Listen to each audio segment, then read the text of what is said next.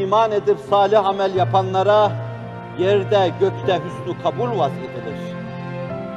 İçinizi yoklayın, Allah'ı seviyor musunuz? Seviyorsanız meleklerin sesini duyuyor gibi olun. Allah semada sesleniyor Cibril Emin'e. Ben falanı ve falanları seviyorum, sen de sev onları. Seviyor Hazreti Cibril ve sesleniyor avazı çıktığı kadar. Allah falanları seviyor, ben de seviyorum, siz de sevin onları diyor. Bütün gök ehli seviyor onları. Ve sonra muhbir-i sadık buyuruyor ki, yerde onlara hüsnü kabul vaz edilir. Bir teveccüh hasıl olur. Kayar kayar belli bir zeminde, mübarek bir zeminde hep birbirlerini bulurlar. El-ervâhu cunûdun mücennede.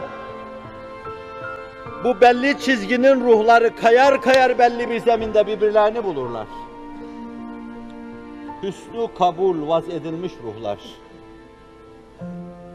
İnsan ruhu, insan vicdanı kadar bundan daha sevimli, daha sürur-bahş olan ikinci bir şey göstermek mümkün değildir.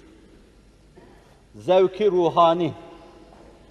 Allah kapısını açtığı, menfezlerini açtığı, buyurun ettiği, içeriye aldığı bu hususta bizleri o zevki ruhani ufkuna ulaştırsın.